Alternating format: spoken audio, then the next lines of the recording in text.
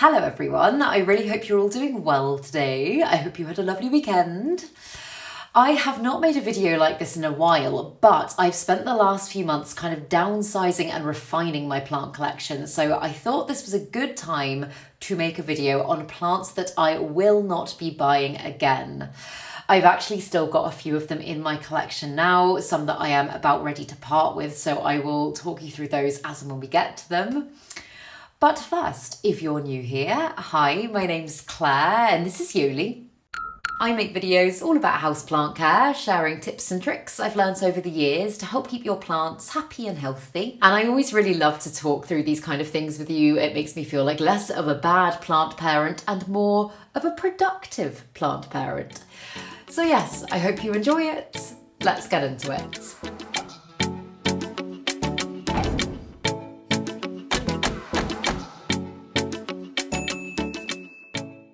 So the first plant that I absolutely under no circumstances will be buying again is a plant that I still actually own, and I have banged on about this plant so much over the years, but I still have it. And it is the Alocasia Green Shield, and this, as you can see, is an undeniably beautiful plant, and that is the reason that I still own this plant. However, it has been struggle after struggle after struggle with this one, and I've owned this plant now for about 4 years. I actually got it as a hand-me-down plant from my friend Emma, who's good growing on YouTube.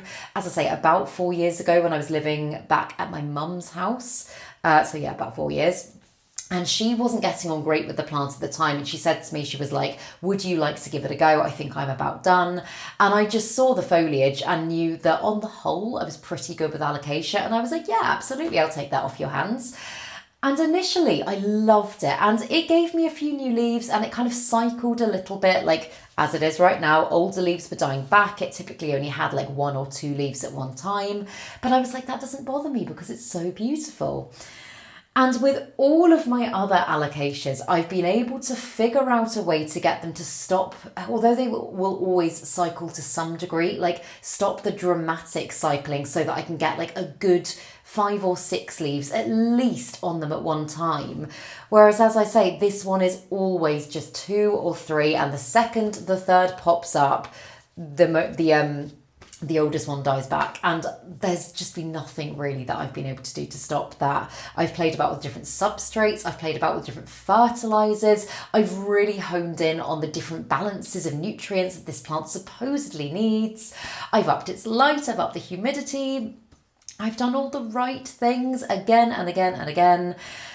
And in the last couple of years, it's just kind of got to the point where I'm like, because it's so predictable with its growth pattern and because it is only ever 1 or 2 leaves, I'm just not getting that much joy out of growing it anymore. And although it's very pretty to look at, I know what this plant will always look like. It's not like one of my others that is continuing to like size up or surprise me. This one is just very predictable. And I think, in all honesty, I'm just a little bit bored of it. There's been several points where I have been like, that's me done, I'm getting rid of this plant. And I was actually at that point very recently, and then it gave me this leaf here, which, as you can see, is significantly bigger than this leaf, and it's actually the biggest leaf this plant has ever given me. So I'm like, is that reason to stick with it? Is this a sign of good things to come? I very much think it's not, but there's just that little bit of me that's like, don't give up on it, Claire. But I'm very much coming to the end of my tether. I've said it so many times, I know, so I think, would I miss it if I didn't have it anymore? I'm not sure I would. So yeah, I definitely won't be buying it again. I might stick with it for a little bit longer, but as I say, if I get rid of it, it's not one that I'm going to be going and getting again anytime soon. So yep, it's currently growing in a very tall, deep container because, again, I heard from some of you guys that that's what it really likes, to let the root system spread. It's got fantastic roots. It's getting good fertilization. It's getting all the right things. It's in semi-hydro, but alas, it's just doing nothing. So that's the first one. And then the next one, I will in fact shuffle over so I can put some pictures of plants that I don't have anymore, or clips and stuff there on the screen. The next one that I will not own again is the Scindapsus trubii moonlight. And it's such a shame because I love the look of this type of Scindapsus. It is so beautiful. It's got those gorgeous kind of bluey silver leaves. It's got that striking dark veination going down the middle. And when I first saw this type of Scindapsus, I was like, oh my goodness, it looks like almost something out of this world. It's something that I really want to grow, and I really want to just like, I don't know, train to go all over the walls of my house. It's so beautiful.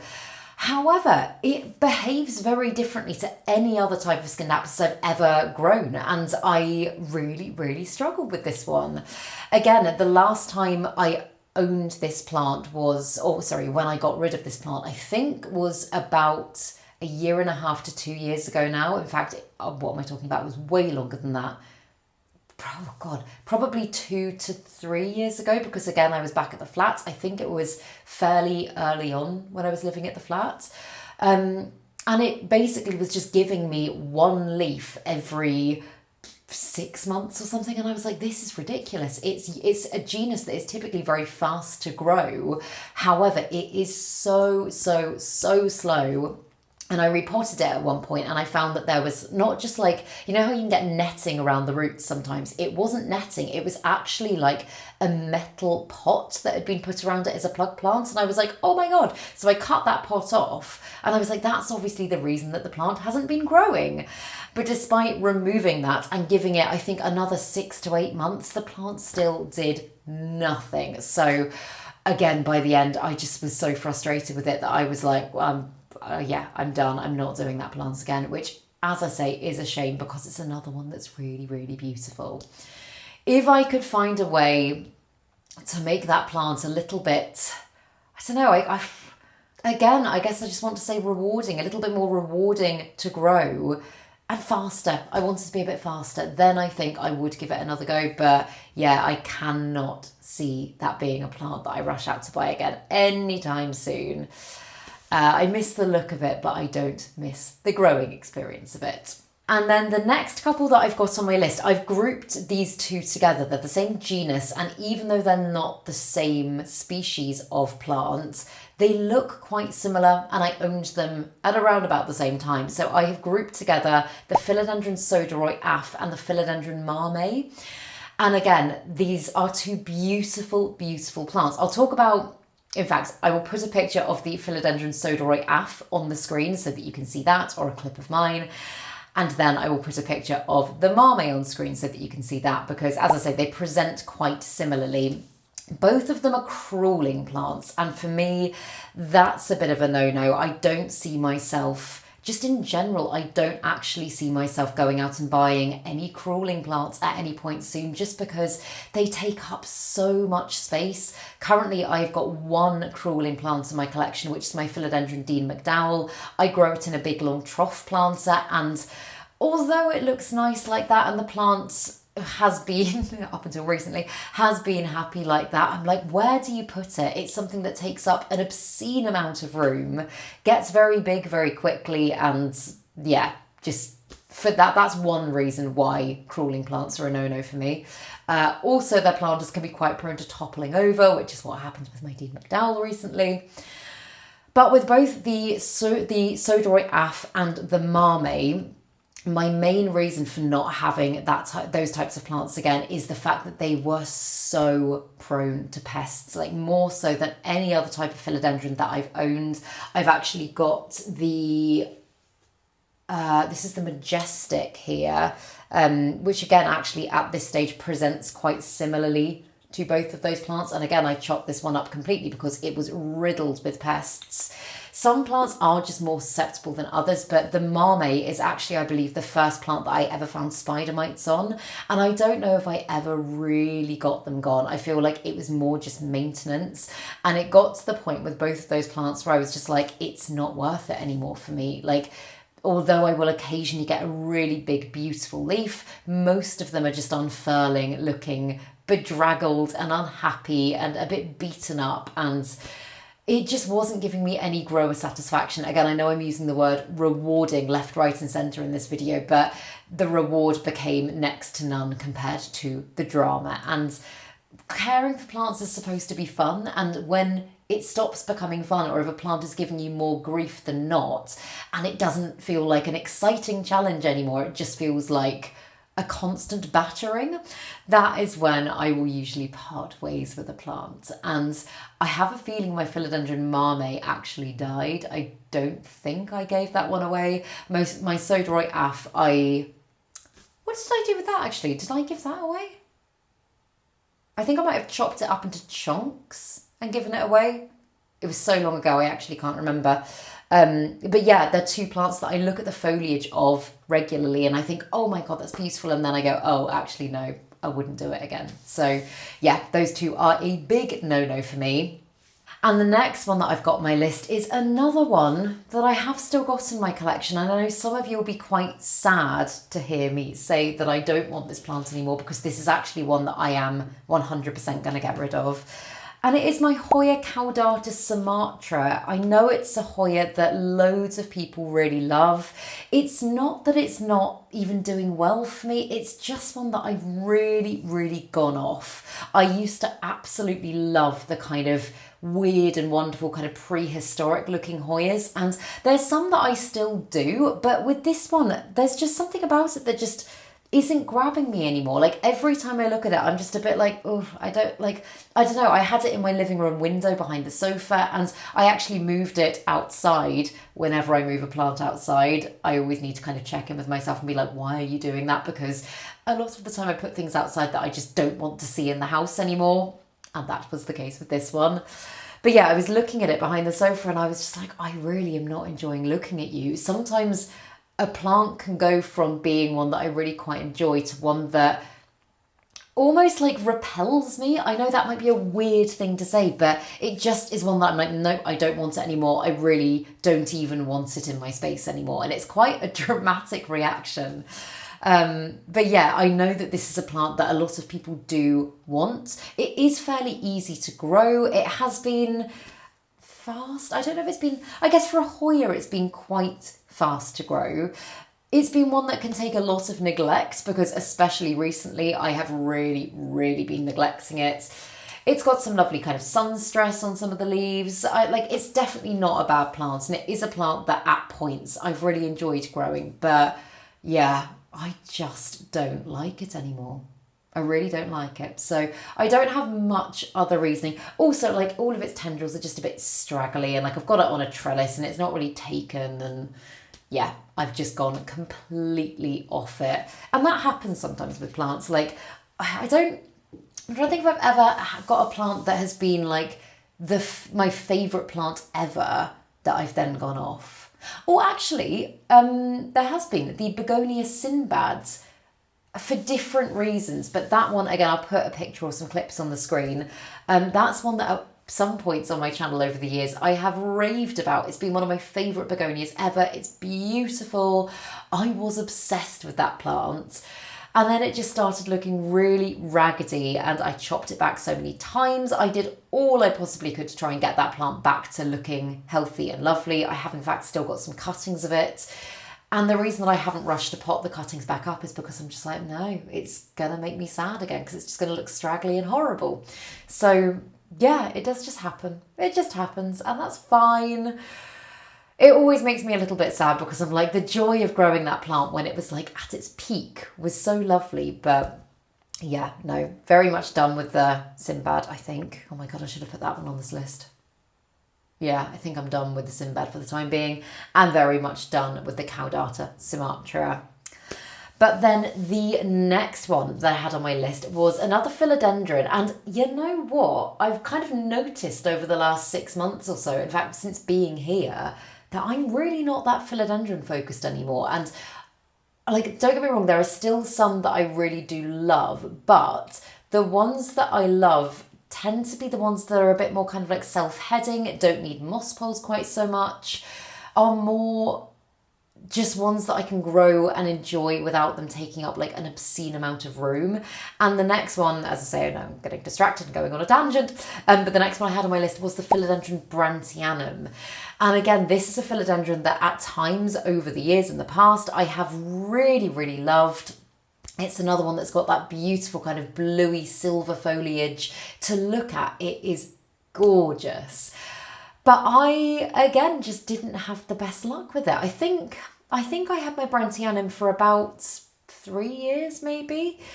And it ended up just looking really, really straggly. And I did all of the right things. I got it on a moss pole straight away. I put it in like bright and direct light, lots of humidity. In fact, at one point I was growing it in almost full sun. I acclimated it to be able to take really kind of high levels of light because I was like, come on, size up, size up. You see pictures of them in other people's collections, social media. And they look like huge and glossy, and mine just never really looked like that. The only way that I might be convinced to try the Brandtianum again at some point further down the line is if I was to grow it as a hanging plant, which I never tried. I don't know if any of you have ever tried that. If you have, please let me know down in the comments, because I'd be really interested to know if it kind of works. Does it very much want to go upright, or is it okay with trailing?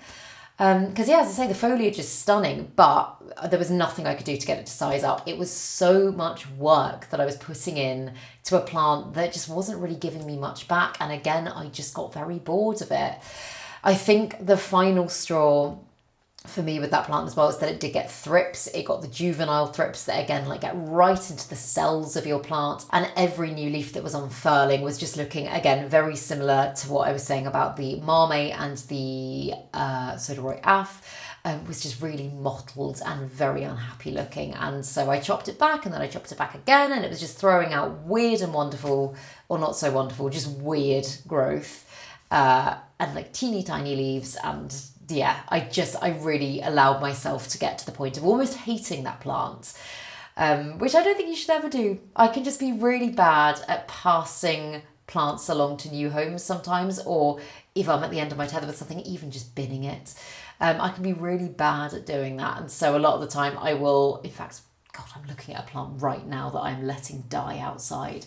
But I will let them sit outside and die, and then I'll be like, oh no, the plant died. I have to get rid of it now. Whereas actually, I should have just been more decisive. Is decisive the right word? More cutthroat, and like got rid of it sooner. So yeah, that's how I feel about the Brandtianum. But, oh, another one that I've still got. And this one, oh God, yeah, I think this one's just about ready for the bin.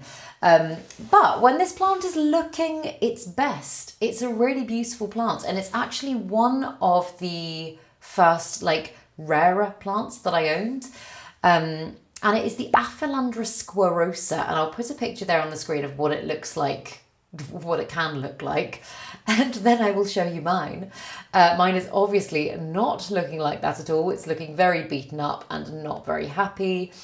And this is a plant that I get on really well with when it is in like ridiculously high humidity conditions. And when I say high humidity, I am talking like terrarium or prop box. The humidity in this room right now is 77%, which is very, very high. However, this plant is just still never happy. It really needs like 80+% humidity in order to thrive, and that needs to be very, very consistent. It also needs to be very consistently watered. I think I've let the semi-hydro dry out a little bit too much, and it's thrown a tantrum. And again, I'm kind of going, no, stick with it. But I've stuck with this for quite a long time, and it's just looking so unhappy that, yeah, I'm like, I've got other plants that kind of tick the box of the dark, dramatic foliage with the kind of white striking veination. Like, for example, the Alocasia Mitchellitziana, things like that are doing much better. I don't think this is adding anything to my collection right now, and it is just making me a little bit unhappy. I know I should just probably throw this plant in the bin. I just don't seem to be able to bring myself to do that. So what I will probably do, classic, is I will probably chop the top, stick it in some moss, propagate it, and then see if anyone, like any one of my friends or anyone on Facebook Marketplace, wants to give it a go, just to give the plant a new lease at life. You don't have to do that, of course. I just feel bad when I throw things away. So, yep. But it is definitely leaving my collection for good. And then the next one. And this is one that I've had so many comments from you guys over the past kind of year about saying, do you still have this plant? Will you be getting this plant again? Whatever happened to your old big plants? And it is the Pink Princess Philodendron, another philodendron. And at one point, oh my goodness, my Pink Princess was the apple of my eye. It was huge, it was beautiful. I'd grown it so big from such a little cutting. I felt really, really proud of myself. And everything kind of went downhill when I moved into my old flat, and I realised at that point that I was like, maybe I don't care about this plant that much, because things started to go really wrong and I didn't feel particularly motivated to fix it. So I think probably about 6 months before I moved out, I finally chopped the whole thing up. And I did put lots of sections into prop boxes. And in fact, I've still got a section or two in like old prop boxes that I never really look in. Will I get them out and try and grow them again? No, I won't. I have zero interest in growing that plant again. Don't get me wrong, it brought me so much joy when I was growing it big. But I feel like that I've had my fix with that plant. I don't need to do it again. And I don't think it would fit into how my collection has kind of evolved, because I've got so many wonderful plants since then, or like big plants that I already had have grown really big, and I'm getting my excitement fix from them. I just don't think the Pink Princess would add anything for me. I know it's still a plant that loads of people love. As I say, with all of these, it's literally personal preference. Yeah, it just doesn't excite me anymore. I find it a little bit boring. So that's how I feel about it. Again, I think I will probably give those chunks to someone that I know, Facebook Marketplace, or I'll take them to a plant swap at some point and people can just have them. But yes, and the next one that I have on my list, so I don't have this exact type of Syngonium, but I do actually have, let me grab it. So I was going to say, this one is one that I'm definitely not parting with. I absolutely love it. This is my Syngonium chiapense. However, words today. What I was going to say is is it a variety in species? Is it a variegated type? I don't know. I think it might be, I don't even know what it is. Let's call it a variegated type, but I will find out and I'll put it on the screen. It's the Syngonium chiapense Ice Queen, Ice Frost, something like that. Frosted ice. Again, picture on the screen. But I just find that it grows really differently to this type of Syngonium. This one, again, is a chiapense, but it's much waxier in its growth, and I just find it much easier. I really like the way it grows, whereas the Ice Frost, I believe it's called, that one, firstly, again, was so susceptible to pests, whereas this one isn't, but it was just putting out really sparse, horrible growth for me, and I was just like, I really hate the way that this plant is growing. It was bringing me no joy. Initially, the leaves that it was giving me were so pretty, and I was like, oh, it's gorgeous. It's another one I got from my friend Emma's collection, and she was like, you take a turn. And I did, and I just didn't enjoy it. So I think that's one that actually ended up dying in my collection. I know I have had comments from you guys again being like, would you get that one again? It was such a lovely one. And I remember my excitement of when I first got it, and that makes me feel like I want to get it again. However, when I actually look at my growing experience with the plant, it just was horrible. So yeah, I'm very much sticking with this chiapense. This one I do need to give a bit of TLC to because it is coming off its moss pole majorly. But the variegated variety, the Ice Frost, no, I will not be getting that again. Oh, my camera battery just died. But yeah, Syngonium chiapense Ice Frost, never again. But the next one I had on my list, again, I have got a section of this one in a prop box. It needs to just go. I don't know why I'm hanging on to it because I don't want to grow it. But it is the Monstera esqueleto, and this is another one. It looks like a very big version of the Adansonii. I don't have an Adansonii in my collection at the moment, and again, I have no desire really to get an Adansonii anytime soon. But the esqueleto is one that I really wanted to get on well with. Like, it was another hand-me-down from Emma, actually. I know I'm saying that about a few of these. Often with our plants, if one of us has got one that we don't like anymore, we'll be like, do you want to try? And they'll be like, yeah.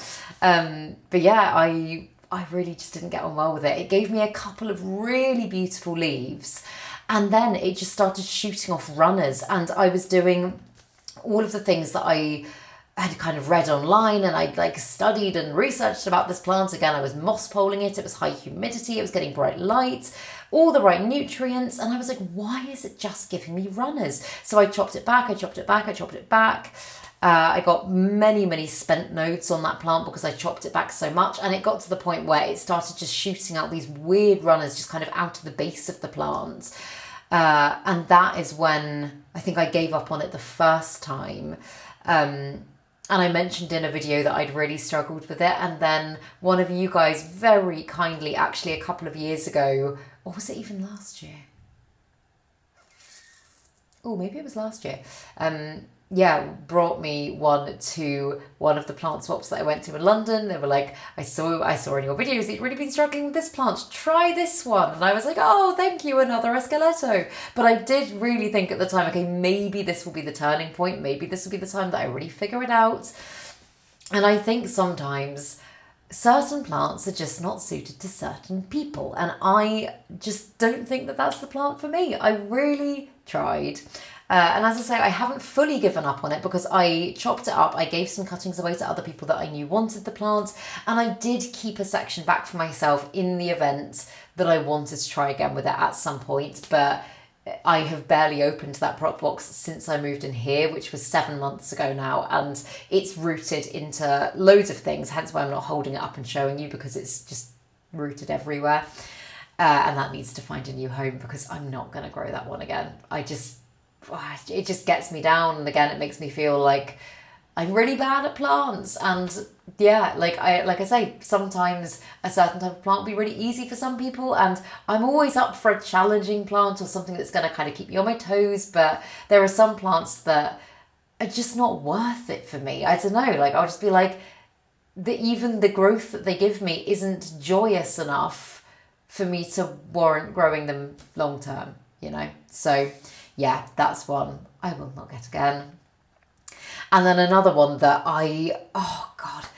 it's so tempting to try again with this plant, but I had such a bad experience with it. It is the Philodendron lupinum, and this one, when it's big and mature, produces the most gorgeous leaves. They're really stunning. Like they're almost kind of anthurium-esque in its immature form, which is how you typically tend to get it, as like cuttings or young plants. It kind of looks like a very small melanochrysum, or like a kind of like a round micans. And yeah, it is the slowest plant to grow. Like, bearing in mind both the melanochrysum and the micans can be quite quick to grow, this one is the slowest plant to grow ever. It gave me like one new leaf every 6 months or something. It was ridiculous, and I did all I could to try and get it to size up and to produce that lovely kind of beautiful formation and growth that I really wanted. And again, it never happened, and it got to the point where I was just like, I am bored of even trying. It's not worth it. So since then I've added plants to my collection that fit the kind of mature lupinum vibe that I quite liked. A lot of those are actually anthuriums. I've got an anthurium. This one is the Anthurium El Condor. And actually, as this one is starting to size up, although it's not the same as the lupinum, I know it's not the same as the lupinum, but there's something about the vibe of this plant compared to the vibe of a mature lupinum that just gives me that fix without having all of the stresses that I had with the Philodendron lupinum. So yeah, that is one that I just have no desire to ever own again. I think at this stage, even if someone was to give me that plant, I think I would give it back to them. I know that sounds so ungrateful, but I don't know. I don't think I'd even be motivated to care for it. That's how strongly I feel about that one.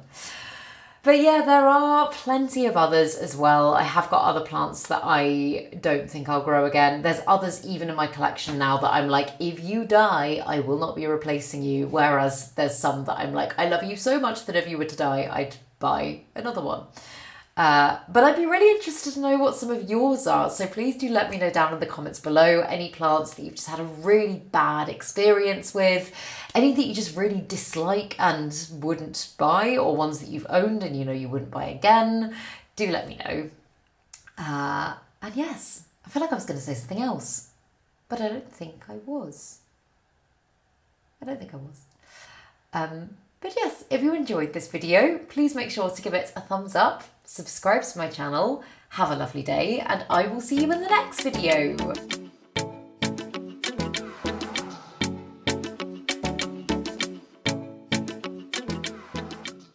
Stay sexy, plant lovers.